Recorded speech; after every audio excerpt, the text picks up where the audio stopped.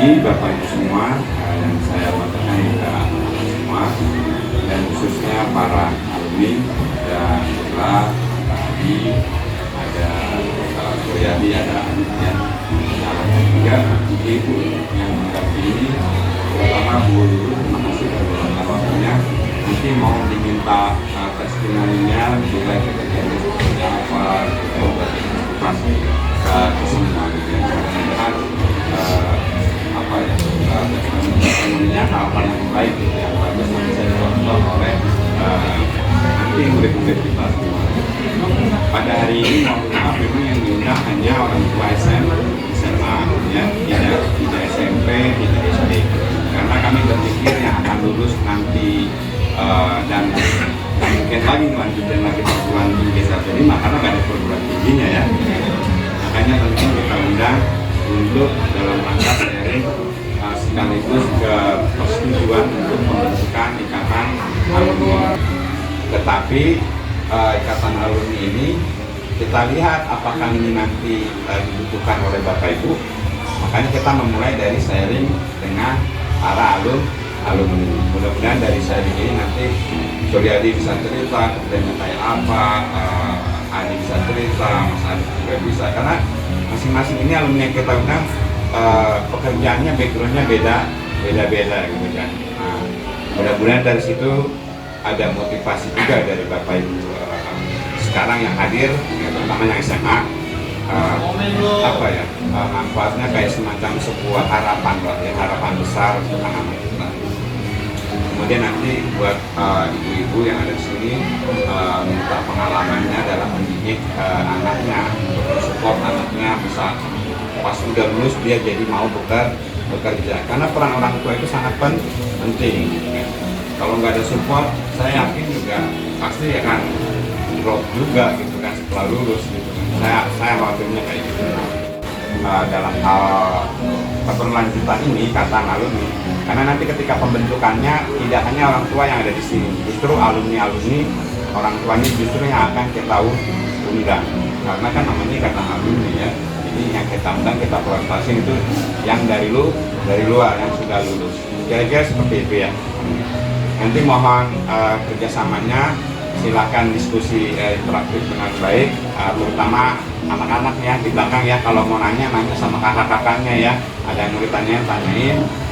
Kalau ibu-ibu berarti nanyanya ke orang tua atau ke guru ya, kepala sekolah, gimana cara membimbing Bella bekerja di sekolah gitu kan, sampai dia bisa bekerja dengan baik. Semoga acara sharing alumni ini berjalan dengan lancar, tidak ada kendala, dan membawa manfaat bagi kita semua. Sekian, terima kasih. Assalamualaikum warahmatullahi wabarakatuh. Assalamualaikum warahmatullahi wabarakatuh. Semangat pagi. Kurang kencang. Semangat pagi. Anak soleh. Siap lagi ya. Anak soleh. Anak soleha. Alhamdulillah. Anak-anak. Kalau yang depan, Mama soleh. Bapak soleh. Siap, soleh dipanggil-panggil. Alhamdulillah. Ya. Kita mau ngapain aja sih? Nah, jadi gini Bapak Ibu sekalian ya, sama anak-anakku semua. Kita pertama nanti ada sesi diskusi dulu ya. Nanti saya ada beberapa pertanyaan untuk kakak-kakak. Udah ada kakak Nabila, ada kakak Adit, kakak Ari, dan kakak Yadi. Oke, nanti kita diskusi dulu. Saya ada beberapa pertanyaan, nanti silakan mungkin bisa dijawab. Setelah itu nanti akan saya buka pertanyaan kepada orang tua nih, dan juga adik-adik sekalian nih ya. Silakan boleh bertanya. Untuk yang bertanya dulu, nanti kalau waktu saya masih banyak kita lanjutkan. Siap? Mana suaranya siap? Oke. Nah, coba dong mau kenalan dulu nih ya. Kita kan udah kenal semua belum nih? Udah kenal semua? Ibu-ibu udah kenal semua belum? Nah, makanya kita mau kenalan dulu nih ya.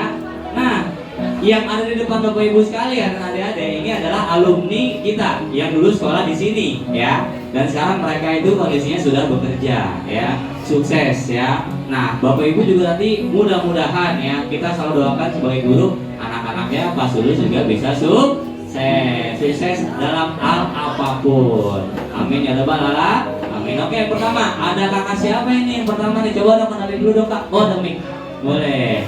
Namanya kakak siapa? Tinggal di mana? Instagram, WhatsApp segala macam boleh. Siap nyatet ya? Oke, silakan. Diri boleh Bel. Assalamualaikum warahmatullahi wabarakatuh. Waalaikumsalam warahmatullahi wabarakatuh.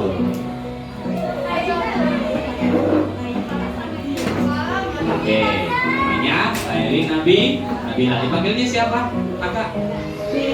Kakak Bella. Oh ya, lagunya tuh Isabella. Oke, Kakak Bella tinggal di mana Kakak Bella? Kampung Baru. Lulus dari sini tahun berapa? Ingat nggak? Nah, tahun berapa dulu? Baik. Lulus tahun 2017 ya? 17 ya, 2018 ya. Oke, terima kasih. Tepuk tangan dong, tepuk tangan Nabila, tepuk tangan. Oh iya, Kakak Nabila sekarang kerjanya apa nih? Boleh dong di-sharing sama teman-teman. Mengajar. Ngajar di mana?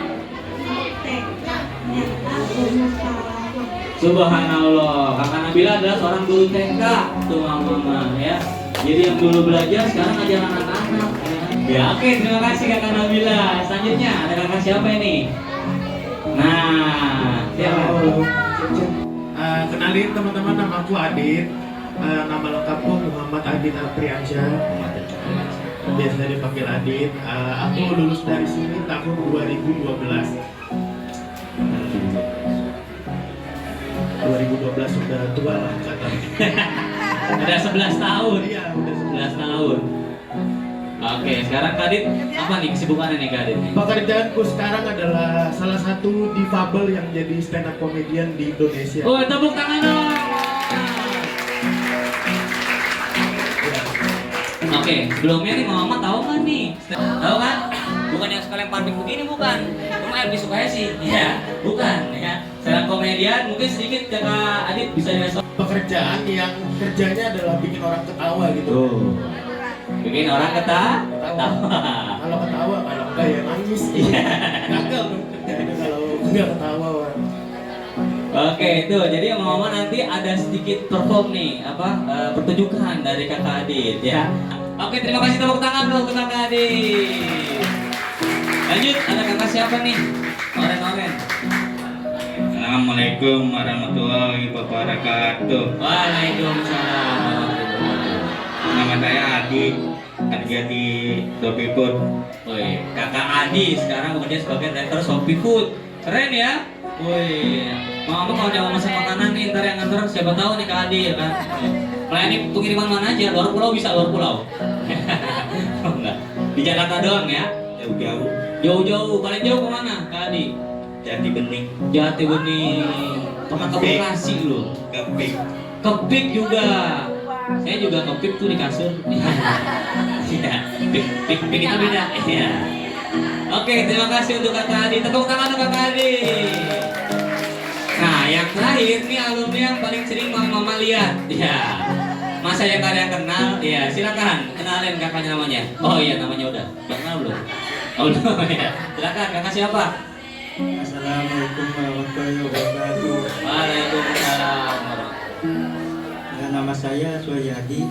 Saya bekerja sebagai KKI di sini. Tenaga kebersihan. KKI tenaga kebersihan. Subhanallah. Keren kan, Mama? Alhamdulillah. Pak Yadi lulus tahun berapa, Kak? 2018. Tuh. Kalau untuk yang pertama, saya mau tahu dulu nih, mungkin dari Kakak Nabila dulu ya. Nanti bisa dibantu jawab ya Ibu Lulu ya. Nah, cerita pengalaman gitu. Bagaimana perjalanan Kakak Nabila setelah lulus sampai bisa dapat pekerjaan gitu. Mungkin Kakak Nabila boleh atau Bu Lulu boleh. Silakan. Bismillahirrahmanirrahim. Assalamualaikum warahmatullahi wabarakatuh. Jadi kalian sopan. Nabila ini adalah kebetulan ponakan saya. Jadi mamahnya itu namanya Haja Wardah. meninggal pada saat COVID kemarin. Jadi kena COVID, ya kan. Terus yang saya ingat perjalanan Nabilah bekerja dari awal, dan mamahnya itu orangnya support banget, sabar luar biasa. Bahkan Nabilah ini alumni sekolah TK saya juga, Bu. Waktu Nabilah usia 5, dia punya kebutuhan khusus. Jadi kadang-kadang kalau emosi kan sangat luar biasa ya, Bu ya. Kalau udah cengkrung temennya dan lain-lain, maksud di TK tuh udah kelihatan. Ini kayaknya Nabilah ini kayaknya nanti harus sekolahnya dibedain, karena dari TK-nya itu beda gitu ya. Akhirnya bilang sama orang tuanya, awalnya kayaknya Nabilah ini gini-gini gitu, karena nanti kita sekolah ini SLB, mudah-mudahan nanti ada perubahan. Ya emang perubahannya sangat luar biasa. Ya memang tidak seperti orang normal, tapi dia bisa. Nah awal dia mengajar, mamahnya kepingin dia punya pekerjaan. Mamanya datang ke saya, gimana kalau misalnya Bella tuh bisa bantu-bantu, bukan mengajar, bantu dia, Bu. Nah, akhirnya datang. Awal mengajarnya juga, Bu, masih bingung dia. Nangis dia pulang 1 hari. Dia nangis, mamanya nangis. Nangisnya gitu, maksudnya mama udah anterin kok masih nggak mau gitu. Akhirnya 2 kali sampai. Terus lama-kelamaan akhirnya dia dengan kesabaran orang tuanya, dengan kita juga nggak terlalu banyak guru sama orang baru. Kalau baru kan nanti dia tambah doa. Ya, jadi alhamdulillah lama-lama kelamaan biasa. Karena kalau orang kebutuhan khusus itu kan dia punya ketulusan sangat luar biasa. Jadi anak TK pun melihat dia tulus. Jadi waktu dia bermain bersama-sama banyak yang suka, bukan takut, suka gitu, karena dia ngajarnya ngajak mainnya tulus, mau kesana sini tulus, cintanya tulus kepada anak-anak gitu. Jadi anak-anak pun sama dia suka gitu. Nah akhirnya ya, tapi karena kita semuanya kan pakai prosedur ya, namanya guru TK itu kan nggak boleh yang akhirnya dia kita masukin ke pendamping. Ada guru khusus, guru intinya, dan Bu Kabila ini adalah pendamping anak-anak. Jadi mengawasi anak-anak dalam bermain, mengawasi anak-anak mengambil buku, seperti itu. Tapi alhamdulillah pekerjaannya bagus semuanya. Alhamdulillah dari setahun, 2 tahun sampai saat ini masih mengajar. Bahkan kalau nggak ngajar, kalau nggak ngajar tuh kita dicari anak-anak, Bu. Kabila kok nggak masuk, Kabila kok nggak masuk, berarti kan dia sudah bisa memasuki hati anak-anak gitu. Jadi alhamdulillah walaupun Kabila istilahnya punya kebutuhan khusus, tapi pas sudah kemarin jadi guru yang luar biasa. Kita kasih tepuk tangan untuk Kabila. Subhanallah. Dan untuk anak-anak semangat ya, semangat. Insya Allah. Siap Ibu. Saya semangat. Dan untuk bunda-bunda, amal yang paling terbaik apabila kita menerima takdir Allah, melebihi haji, melebihi umroh, apapun yang sudah Allah berikan kepada kita, itu kita harus terima dengan lapang dada, dengan ikhlas, dengan ridho, nggak ada beban. Ya, kita tapi tetap berdoa. Berdoa itu adalah sumber utama. Berdoa, ya Allah, berilah selalu anak-anak kita setiap kalau kita sering berdoa, nanti ada perubahan kepada anak kita. Terus berdoa, semangat. Mungkin saya rasa itu ya. Terus Kabila mau nambahin gimana ngajar sama anak-anak? Dia bisa nyanyi loh, Bu. Mau dengar Kabila nyanyi nggak? Wih, keren. Iya. Mau dengar gak Kakak Bella nyanyi? Kita kan setiap Mau nggak? setiap Mau dong. Iya, Bella. Ayo, ayo Kakak Bella. Ya, kita kan berbaris tuh, Bu. Nanti saya coba ini barisin, bisa nggak? Nyanyi tepuk tangan. Ternyata dia lama-lama bisa untuk berbarisin. Yang tahu lagunya nyanyi bareng-bareng ya. Iya. Lagu apa nih, Kak Bella nih? Tepuk tangan kita, teman, angkat kaki kita kedua, ke atas tangan kita, ke pinggang keduanya, badan kita bungkukan, yang rajin wahai kawan, berdiri dengan tegak, balik kanan serentak. Tepuk tangan dong, keren. Tuh, contoh nyata ya bahwa subhanallah nih Kakak Bella ya kan, bisa jadi guru TK. Nah, dengan apa tentunya? Dengan dibimbing ya, tadi kata Ibu Lulu ya, kuncinya tadi kesabaran dan ketulusan, itu yang bisa tangkap. Oke, nah sekarang nih apa namanya, kita lanjut dulu kali ya pertanyaannya, jadi satu buat semuanya dulu biar dijawab dulu ya. Gitu, berarti nyambung ke pertanyaan selanjutnya. Nah, kalau tadi ada kakak Bella cerita tentang perjalanannya ya sampai dia akhirnya sukses. Sekarang ada kakak Ade. Silakan kakak Ade, bisa cerita. Selamat pagi. Lagi. Kalau ceritain perjalanan aku jadi stand up comedian, pertamanya aku tuh nonton stand up di luar negeri. Kultur stand up comedian di luar negeri itu banyak yang teman-teman disabilitas gitu. Jadi mereka ngebercandain kondisi fisik mereka karena menurut mereka sudut pandang mereka adalah kalau kita bisa ngebercandain keterbatasan kita, itu adalah level selanjutnya untuk kita nerima hidup gitu. Dari situ aku dapat insight gitu bahwa ada satu kutipan stand up comedian favorit aku, namanya Chris Rock, dia dari luar negeri. Dia stand up comedian kulit hitam, dari kecil dia dibully.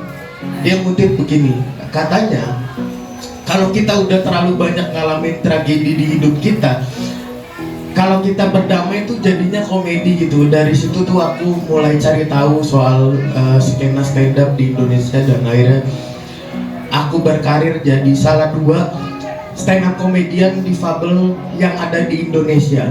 Tepuk tangannya dong.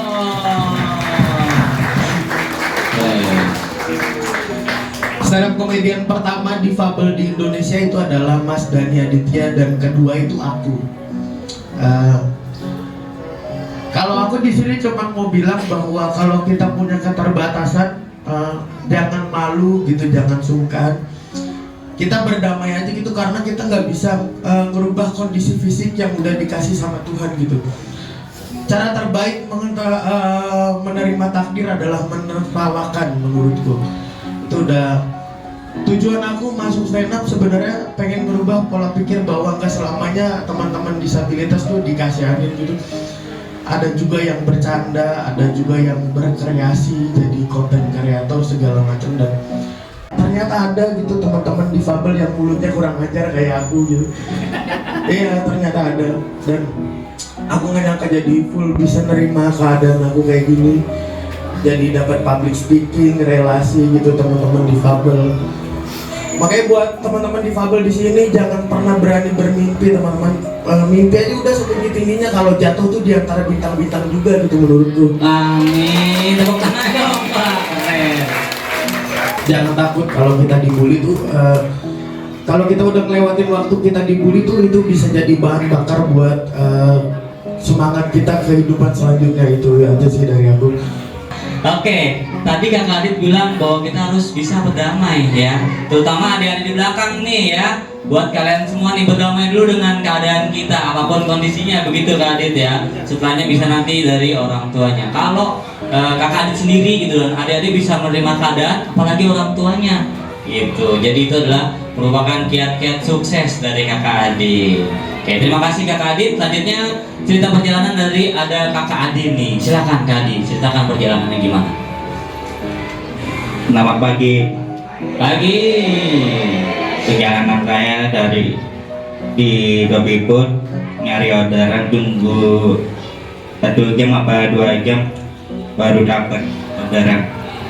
Oke ya, karena Kakak Adit ini memang seorang driver online ya, makanan gitu ya, Shopee Food ya. Jadi ya perjalanannya itu tadi menunggu, sabar. Sama sebelum kita juga bisa mendapatkan pekerjaan dan sukses seperti mereka di depan nih, kuncinya banyak-banyak sabar. Betul, saya juga sabar. Mama apa lagi, jauh lebih sabar pasti. Iya. Oke, terus hari teman-teman. Nah, kalau tadi pertanyaan tentang perjalanan, nah sekarang saya juga ada pertanyaan lagi nih. Mungkin kalau ini langsung, belum ya, ada satu lagi ya tadi ya. Oh iya, maaf Kak Yadi, bukan yang melupakan, tadi pindah sedikit. Silakan Kak Yadi cerita dulu. Boleh, silakan. Assalamualaikum warahmatullahi wabarakatuh. Waalaikumsalam warahmatullahi wabarakatuh. Saya kerja sini sebagai tenaga kebersihan. Saya datang jam 6 udah standby dari ayah masing-masing. Mantap. Dulunya gimana tuh ya? Bisa di pertamanan dulu tuh, bisa kerja di pertamanan gimana coba nih? Tandanya bisa Ya, cerita. Saya sedikit ini ya, testimoni lah ya, kayak testimoni nih. Assalamualaikum warahmatullahi wabarakatuh. Selamat pagi ibu-ibu hebat dan anak-anak yang sangat luar biasa. Semangat, ayo semangat. Semangat. Ketika waktu itu Suryadi di SD ternyata dipanggil gurunya karena memang menjadi anak yang luar biasa. Itu sebenarnya keluarga kami kurang welcome waktu itu. Jadi gimana ya? Akhirnya saya bilang ayo kita tes dulu deh ke rumah sakit, ternyata memang harus ke SLB. Saya bilang semangat, ini anak luar biasa nanti, insya Allah nanti anak luar biasa. Jadi jangan pernah memandang sebelah mata anak seperti ini. Saya motivasi tante saya, kebetulan saya ini sepupunya Suryadi, tapi sejak dia masuk SD saya yang terus memantau perkembangannya sampai dia masuk SD SLB, SMP SLB sampai dengan SMA. Ketika dia masuk SMA pun keluarga saya bilang mau ngapain dilanjutin, emang bisa kerja gitu kan. Saya bilang jangan kayak begitu. Saya bilang mungkin kita memandangnya seperti itu, tapi ini anak pasti punya potensi yang kita nggak tahu karena kita memang tidak memahami itu. Akhirnya begitu dia masuk SMA, lulus alhamdulillah dipanggil di sini dan jadilah seperti ini. Dia 3 bersaudara, dia bungsu. Yang besar abangnya punya gangguan mental. Yang kedua sudah menikah dan pergi dari orang tuanya. Sekarang dialah tulang punggung di keluarganya. Sekarang Tepuk tangan dong, minta boleh dong tepuk tangannya nih. Dia yang mencari nafkah untuk ibunya, untuk kakaknya, gitu. Semua bergantung sama dia. Inilah anak yang dulunya dipandang sebelah mata. Saya bangga sekali sebagai sepupunya. Karena saya sendiri belum tentu memiliki anak yang bisa jadi tulang punggung saya kelak, gitu. Kok dia bisa yang tadinya anak ini dibilang nggak bisa apa-apa, anak begitu apa sih yang mau diandelin, apa sih kebisaannya? Ternyata ini bisa jadi tulang punggung dan alhamdulillahnya sampai hari ini dia nggak pernah pegang gajinya. Semua diserahin ke saya untuk diatur sebagaimana mestinya. Sekarang dia sudah punya motor yang bagus. Kalian juga pasti Tepuk bisa. tangannya dong. Subhanallah. Kalian nanti semua bisa. Cita-cita kalian yang kalian inginkan sekarang bisa, insya Allah bisa. Mau jadi guru bisa. Jangan takut, jangan patah semangat. Jadi contohlah orang-orang yang memang sudah bisa berhasil. Jadi motivasi untuk hidup kalian. Jangan rendah diri. Untuk mama-mama tetap semangat. Ini titipan. Ini saya anggap kalau mama memiliki anak yang seperti ini itu mama yang sangat luar biasa, sangat luar biasa. Tepuk tangan untuk kita sendiri dong. Subhanallah. Kalau untuk saya yang anaknya, tapi untuk mama yang memiliki anak seperti ini pahalanya 3. Begitupun para teknik, para guru ya, tenaga pendidik yang khusus untuk mengajarkan anak-anak seperti luar biasa. Insya Allah Allah balas ganjarannya. Amin. Amin. Semangat. Doa saya selalu untuk para teknik semangat, sehat, agar tetap bisa mengabdikan diri di sini untuk anak-anak yang luar biasa. Sekali lagi, assalamualaikum warahmatullahi wabarakatuh. Tetap semangat anak-anak. Semangat. Nah, jadi kita harus selalu semangat ya untuk terus mendorong ya, gali potensinya apa yang anak-anak bisa gitu. Nah sebenarnya di depan yang mau lihat ini hanya contoh segelintir, masih banyak di luar sana karena berhalangan hadir ya. Banyak juga yang seperti mereka ini sukses juga ada yang kerja di pemadam, ada yang di malah lagi pertamanan juga ada gitu, banyak sebetulnya. Karena ya yang kebetulan bisa juga kita undang nih contohnya, nanti mungkin ke depan kita akan undang lagi lebih banyak seperti itu. Nah coba dong kita minta tepuk tangan. Masya Allah, keren banget nih. Sekarang saya punya pertanyaan untuk kakak-kakak langsung nih ya. Coba ceritakan apa sih yang kalian lakukan dalam pekerjaan kalian. Kakak Bella ngapain aja dalam kerjaannya? Coba Kakak Bella ceritain, Kakak Bella ngapain nih dari pertama masuk sekolah sampai ntar pulang, kegiatannya ngapain aja? Silakan Kakak Bella, coba Kakak Bella ceritain. Pertama membaca Iqra, membuka ABC, habis itu berbaris, berbaca doa, surah-surah pendek, belajar, bernyanyi-nyanyi, udah. Oke, itu kesehariannya emang sebagai seorang guru TK ya, tepuk tangan dong, keren banget. Dari baca Iqra, baris-baris, nyanyi-nyanyi ya, kerjaan yang bisa dilakukan sama anak-anak gitu. Bukan berarti mereka nggak bisa dengan dibimbing dan belajar ya.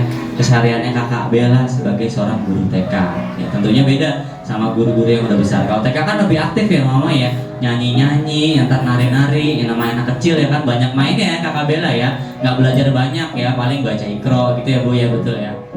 Tadi saya sudah coba ngobrol-ngobrol nih, karena jadwalnya padat gitu, jadi kedepannya minta untuk dicocokin dulu. Coba Kakak Adit cerita, kesibukannya ngapain aja nih Kakak Adit? Kalau aku kesibukannya dalam kurun waktu seminggu biasanya karena aku ada masalah dengan tulang ekor belakang, aku tuh gak bisa kerja yang banyak banget kayak orang gitu. Jadi maksimal tuh dalam jangka waktu seminggu tuh paling banyak ngambil kerjaan 2 untuk stand up. Sisanya aku tuh ngerangkai kalimat, nulis jokes gitu, nulis untuk cerita, nulis untuk apapun dalam kreatif yang ada komedinya gitu. Dalam waktu seminggu tuh aku ngebiasain diri buat nulis setiap hari minimal sehari itu 3 jam minimal tuh. Kalau misalkan lagi produktif tuh sehari bisa sampai 5 jaman gitu. Sisanya adalah kegiatanku di rumah, main sosmed, ngeliat tren apa yang sedang tren di sosmed gitu, proses kreatifku sendiri gitu. Gitu sih kalau kegiatan sehari-hari. Oke, Kakak Adit kira-kira apa sih nih maksudnya kiat-kiat nih kalau kita mau jadi seorang komedian gitu, apa nih yang harus dipelajari dulu, yang harus dicari dulu? Kalau yang buat jadi komedian ya, terutama stand up komedian, yang pertama adalah harus berani speak up gitu, harus berani beropini. Sekalipun kita disabilitas ya, maksudnya kita tuh harus membela hak-hak kita kayak sebagai disabilitas. Nih orang nih banyak yang nggak tahu nih sebenarnya isu-isu disabilitas apa sih sebenarnya.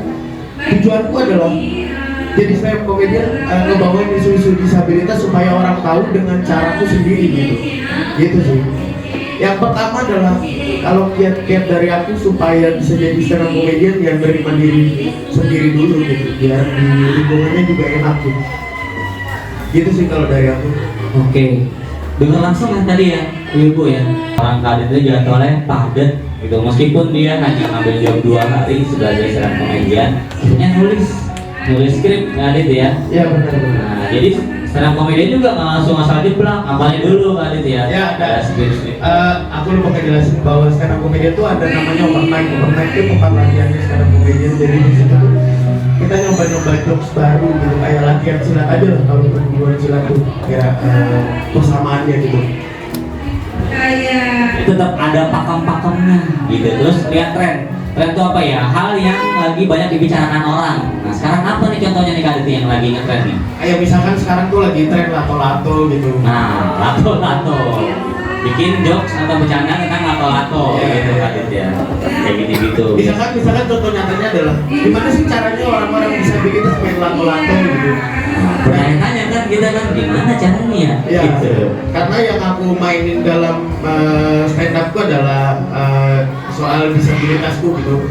Tujuannya biar orang tahu bahwa ternyata ada loh teman-teman disabilitas yang bisa bercanda dirinya sendiri gitu. Tujuannya biar di kehidupan nyata tuh kita sama aja gitu sama orang yang non disabilitas gitu. Biar gak merasa beda-beda aja gitu. Betul, tapi tetap juga ada batasan-batasan lah ya mungkin. Tapi Iya, betul. nah tadi itu dari Kakak Adit, tepuk tangan dong Kakak Adit. Keren. Sekarang Kakak Adit ceritain jadi sopir food itu ngapain aja? Keliling. Selamat pagi. Lagi Nyari orderan tuh keliling dulu nyari makanan, tungguin makanan, ngambil paket jauh-jauh harganya gede. Oke, makan. selama nunggu paket di mana nih tempat nunggunya nih? Di rumah kah atau dimanapun? Ada pangkalannya nggak? Ada Tanjung Duren. Ada yang keren. Kak Adi ini kenal teman-teman banyak berarti ya? Iya banyak. Oh alhamdulillah. Tuh contohnya. Selain jadi ya kita ambil hikmahnya aja ya, dari driver Shopee Food juga kan bisa kenal banyak orang, banyak temen. Coba tahu misalnya di jalan lagi butuh bantuan kan ada yang kenal. Adi tuh yang mangkal di mana? Tanjung Duren. Mangkal Tanjung Duren gitu. Nah, kenapa nih gitu-gitu? Nah, salah satunya adalah jejaring sosial itu gitu, sama orang-orang banyak Oh butuh bantuan motornya mogok, datang tuh teman-temannya gitu Kak Adi ya. Iya. Tuh subhanallah, tepuk tangan dong untuk Kak Adi, keren banget. Nah yang terakhir silakan Kak Adi, cerita kesehariannya nih bekerja ngapain aja dari pagi sampai pulang. Saya bekerja menyapu ngepel ruangan sampai mulai jam 8 selesai sampai jam 4 pas sore. Itu ngepel doang tuh ngepel. Apalagi? Ya, yang lain-lain. Nah, banyak ya ngepel, nyapu, tanaman juga ya, kesuarahan. Tuh. Nah, artinya apa Mama? Itu ada pekerjaan sehari-hari di rumah. Bisa nggak nih anak-anak yang ngerjain sehari-hari? Bisa kan? Dilatih gitu. Nanti supaya bisa istilahnya ya seperti Kak Hayadi ini gitu, bisa bekerja minimal tadi ya nyapu, ngepel, ngurusin tanaman. Tapi yang saya tahu, sepengalaman saya emang kalau kayak ini dia agak paham di tanaman. Dia tahu tuh tanaman, oh ini tanaman stres. Ciri-cirinya gimana tanaman stres? Ya begitu layu, lemes, ini ntar akarnya kecil. Nah yang tahu dia tuh, dia tahu karena emang dia berada di pertamanan ya. Tuh, ini kurang air ya kan, kurang pupuk, kurang apa tahu dia gitu. Makanya ini di sini dipercaya juga buat ngurusin tanaman. Artinya apa anak-anak seperti ini bisa, oke? Bisa ya anak-anak semuanya ya. Oke, mamanya semangat terus ya. Mantap, subhanallah. Nah, warahmatullahi wabarakatuh. Saya wali kelas dari Anissa, anak tunarungu. Sebenarnya ada kekurangan menurut saya karena yang ada di depan ini nggak ada tunarungu ya Bu. Mungkin lain kali tolong diusahakan. Dan di antara anak-anak kita yang di depan ini ada satu yang saya tidak dapat karena beliau Mas Adia yang lulus 2000 berapa? Mungkin Anissa kalau nggak salah 2013 baru masuk, jadi udah lama juga. Kalau Kabela itu masih dapat Anissa dan sempat sering main sama Anissa, masih ingat ya Kabela? Iya makasih. Dan adapun jujur dari tadi saya sangat terharu dan nangis melihat anak-anak yang ada di depan. Dan mungkin ya Allah ternyata dengan ditakdirkannya anak-anak kita seperti ini, sesuai Allah memberikan rencana lain buat kita.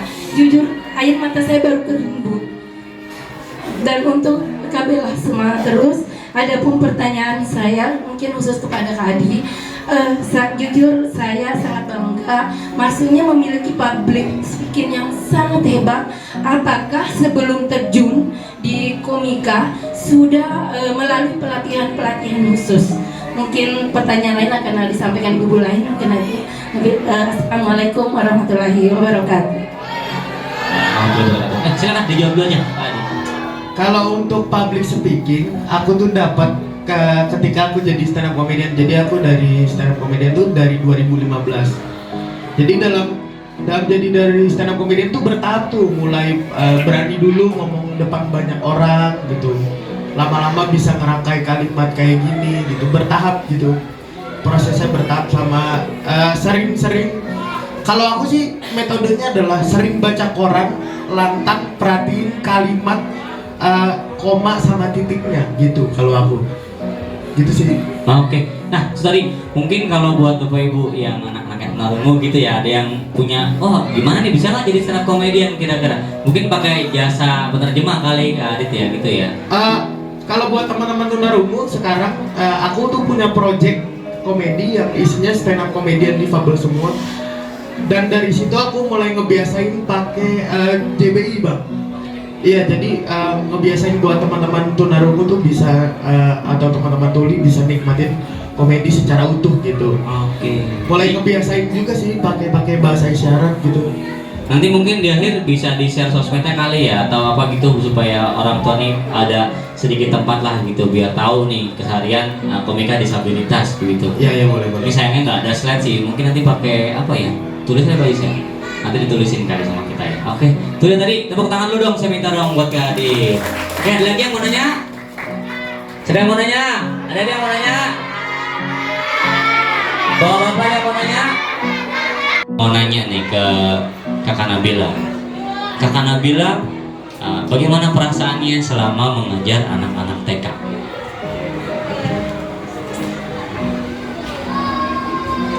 Tenang. Senang.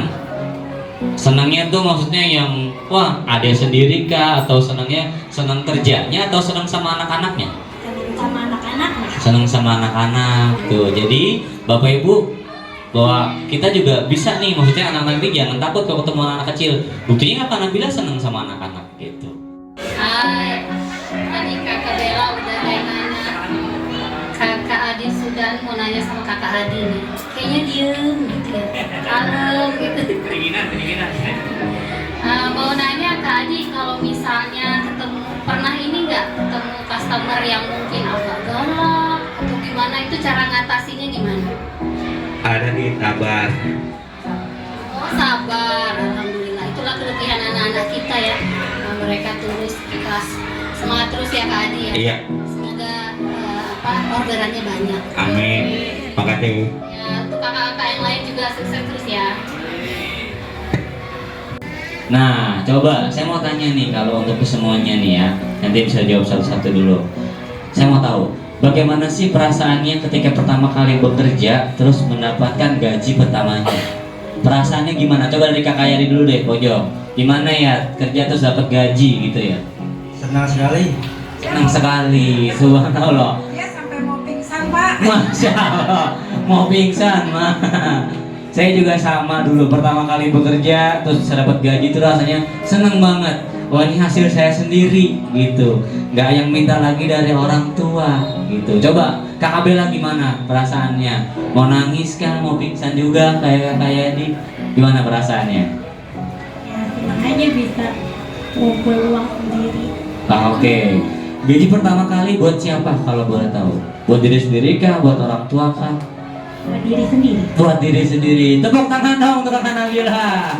Nah, orang tua juga udah bebas ya. Namanya anak udah bisa bekerja, nantinya punya gaji ya terserah ya kan. Dia mau beli apa yang disenengin gitu. Coba nih yang Kakak Adit, gimana Kakak Adit perasaannya?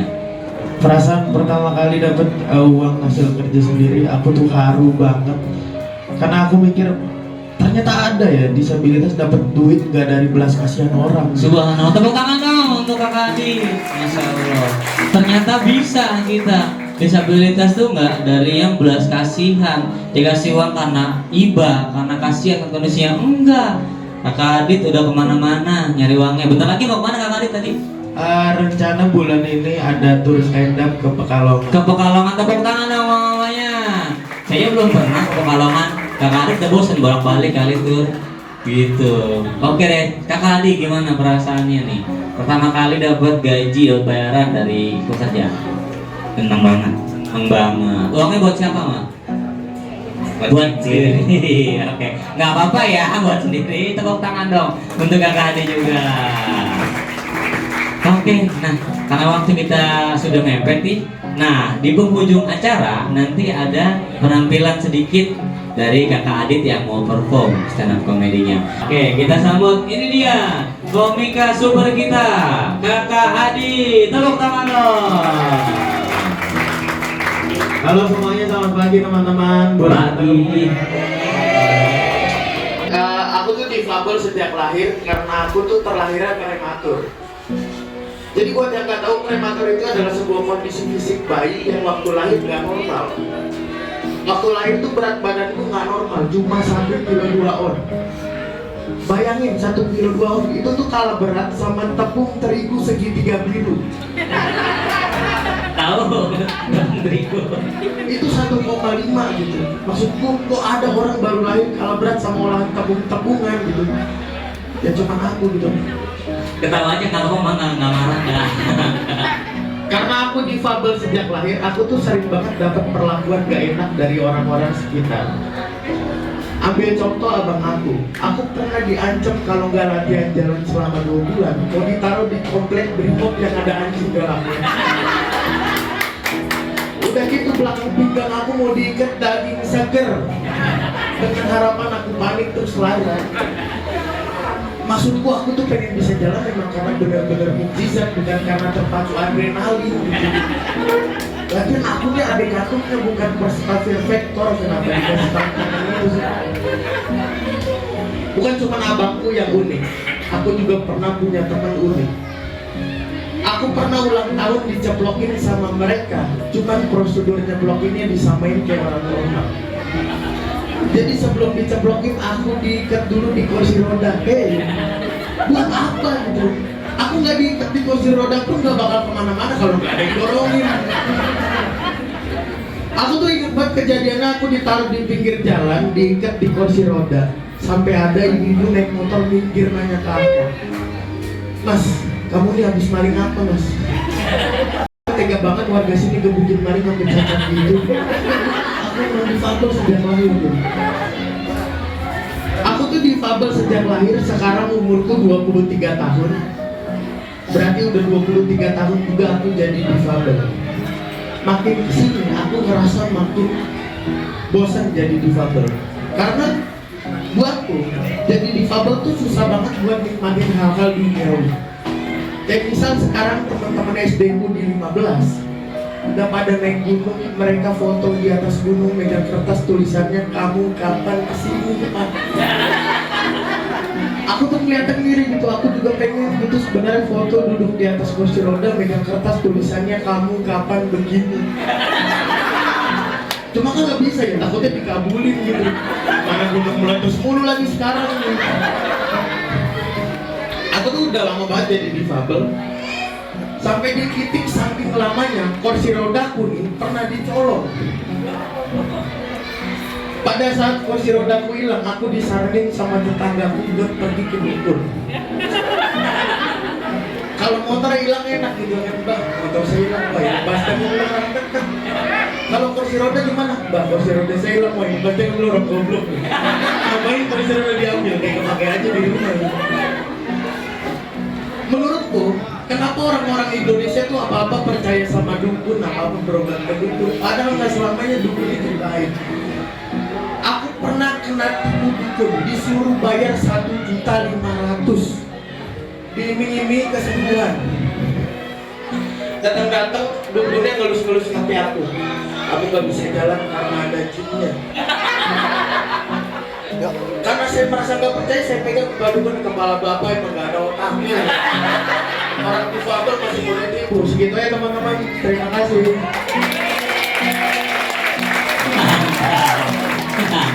Kedukun lapor. Iya. Nah itu tadi Bapak Ibu dan adik sekalian, kita sudah berada di ujung acara sharing alumni. Sekarang kita mau masuk ke pembentukan IKAN atau Ikatan Alumni.